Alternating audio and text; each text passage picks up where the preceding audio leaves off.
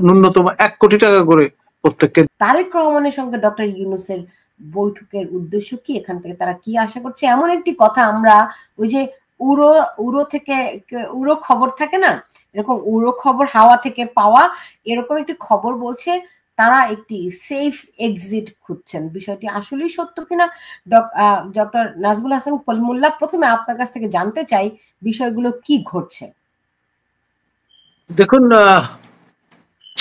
খুব গুরুত্বপূর্ণ একটি নিয়ামক হবে পল কাপুরের আপনার পদায়ন। এটা নিয়ে সিনেটে এখন চলমান হিয়ারিং চলছে এবং এটি যদি টেস্টিফিকেশন কমপ্লিট হয়ে যায় তারপরে ডোনাল্ড লুর আপনার পদাঙ্ক অনুসরণ করতে চলেছেন পল কাপুর। তার সম্পর্কে যতটুকু জানা যায় তিনি ডাই হার্ড অ্যান্টাই পাকিস্তানি মনোভাবের মানুষ। আর এইরকম একজন ব্যক্তি যদি এই অঞ্চলের দায়িত্ব গ্রহণ করেন এর ইমপ্লিকেশন তো সহজেই অনুমেয়।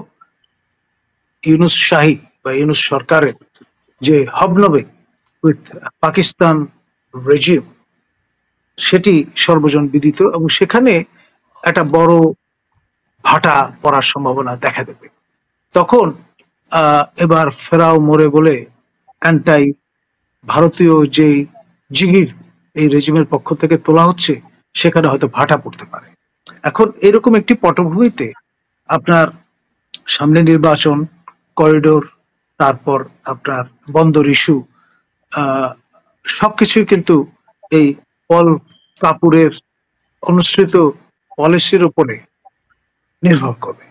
এখন সে বিষয়টা প্রফেসর ইউনুস জানেন ভালো করে, আর সে কারণেই তার কাছে মনে হয়েছে বিভিন্ন আপনার ফর্মাল ইস্যু হাজির করে, যেমন স্টামার মহোদয়ের সঙ্গে বৈঠক, তারপর আপনার বাকিংহাম প্যালেসে গমন ইত্যকার বিষয় সেগুলো তিনি নিয়ে এসছেন। এবং খেয়াল করেন যে আপনার তারেক জিয়ার সঙ্গে বৈঠকটা ফেলেছেন তিনি শেষ দিন অর্থাৎ 13 তারিখ এবং 2 ঘন্টা, সকালে 2 ঘন্টার সময় 1-to-1 মিটিং। এটা নিয়ে বিএনপির সাবেক সংসদ সদস্য, বিএনপি থেকে 5 বার বহিষ্কৃত নেতা মেজর আখতারুজ্জামান আজকে আমাকে বলেছেন অনলাইনে যে প্রয়োজনে তিনি 6বার বহিষ্কৃত হতে রাজি আছেন, তবুও যা কথা উচিত বলবার সেটি বলবেন। তিনি মনে করেন যে ইটস এ ট্র্যাপ এবং এই ইউনুস মহোদয় আপনার পাকা খেলোয়াড়, তিনি তারেক রহমানকে নানানভাবে আটকে ফেলার চেষ্টা করবেন। এবং যেহেতু 1-to-1 মিটিং, তারা দুজন ছাড়া কেউ নেই, তিনি যে কোনো ভাবেই এটা বাইরে এসে ব্যাখ্যা করতে পারেন। তবে আমার ধারণা যদি মিসরিপ্রেজেন্ট করবার চেষ্টা করেন তাহলে তারেক রহমান যথেষ্ট ম্যাচিওর্ড একজন মানুষ এবং অনলাইনে প্রতিদিনই তিনি কিন্তু লক্ষ লক্ষ লোকের সঙ্গে ইন্টারাক্ট করছেন দেশে এবং বিদেশে, এবং তিনি পিছপা হবেন না। কল স্পেড স্পেড যেটাকে বলে, সমুচিত জবাব দিতে দ্বিধান্বিত হবেন বলে আমার মনে হয় না। এক, দ্বিতীয়ত হচ্ছে হাই স্টেক গেম। যেভাবেই বলেন, আজ হোক কাল হোক, এটা এপ্রিল বলেন, ডিসেম্বর বলেন, বা আরো পরেও বলেন, বা তার আগেও বলেন, প্রফেসর ইউনুসকে যদি সেফ এক্সিট পেতে হয় আপনার তারেক রহমানের অনুকম্পায় যদি সেটা মেলে, আদারওয়াইজ তার পক্ষে সেটি নিশ্চিত করা সম্ভব নয়। আজকেও আপনার যেটা বিশ্ববিদ্যালয়ের একজন তরুণকে মৃত্যুবরণ করতে হয়েছে মব জাস্টিসের কারণে, এবং রাষ্ট্র ব্যর্থ হয়েছে, তার সরকার ব্যর্থ হয়েছে তার জীবন আপনার রক্ষা করতে। তো এখন আপনি অগাস্টের 5 থেকে 8 পর্যন্ত যদি ঘটনাগুলো যা ঘটেছে সেগুলোকে আপনি ইন্ডেমনিটি দিচ্ছেন এবং বলছেন যে আমি দায়িত্ব নিয়েছি 8 তারিখ থেকে।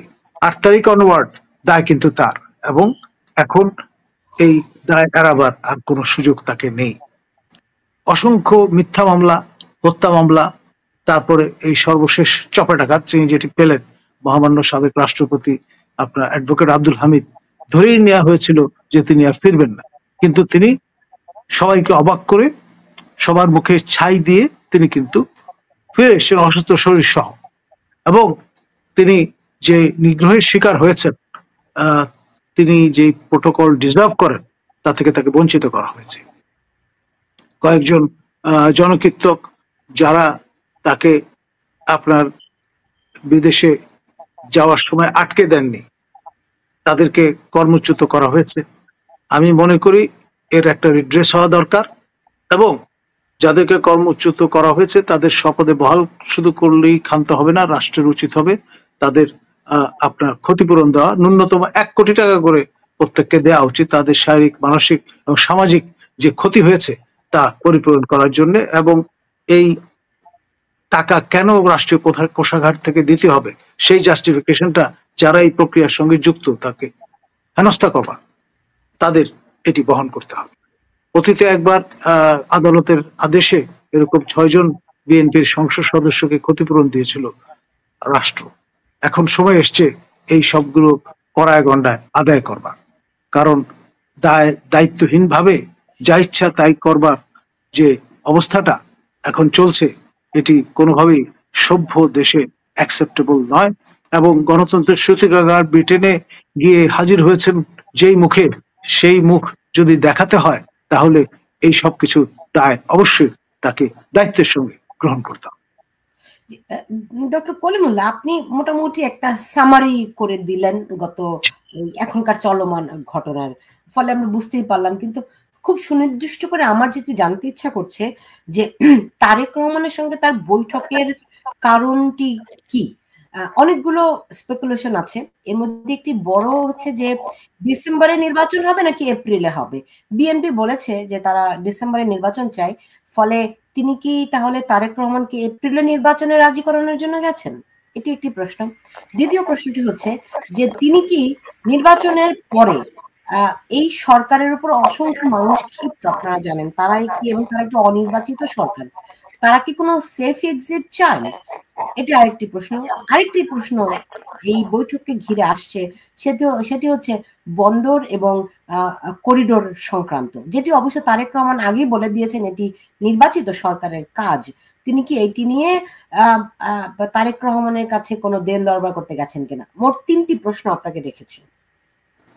দেখুন, বয়সে নবীন হলেও Tarek Rahman season politician by now, এবং তার পাবলিক স্ট্যান্ডিং আছে। তিনি ইনকনসিস্টেন্ট কোনো কাজ করবেন এই বৃদ্ধ ব্যক্তির প্রতি সম্মান রেখে, সেটা আমি মনে করি না। এক। দ্বিতীয়ত হচ্ছে প্রফেসর ইউনূস যে যথেষ্ট ঘোরেল এবং দুদেলো, এই সম্পর্কে সবার মতো তারেক রহমানও পরিষ্কার ধারণা রাখেন।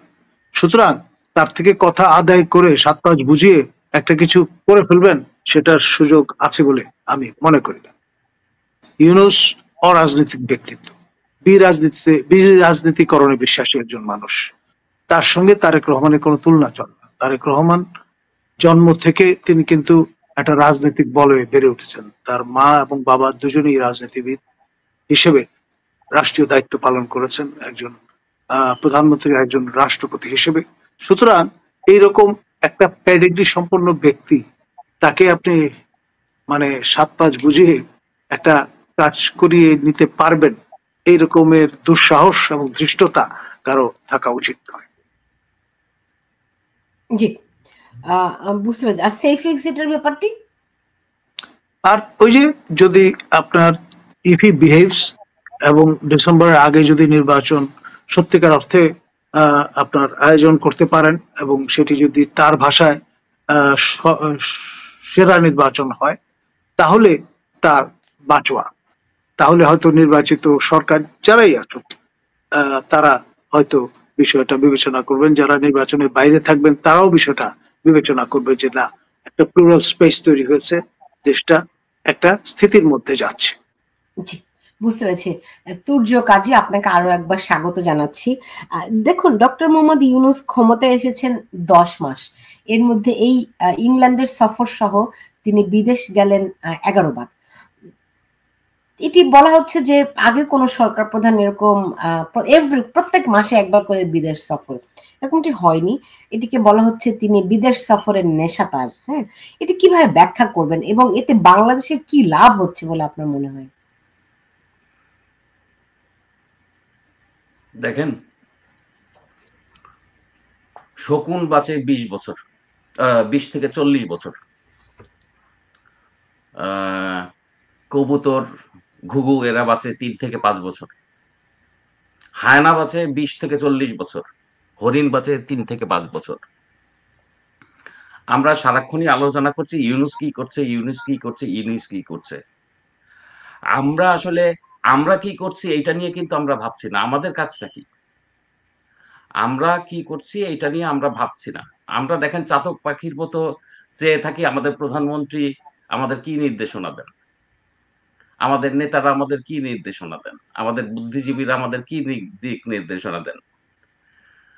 বিপদের সময় আপনি দেখেন সাপ, ব্যাঙ, মানুষ সব কিন্তু বন্যার সময় এক প্ল্যাটফর্মে এসে হাজির হয়।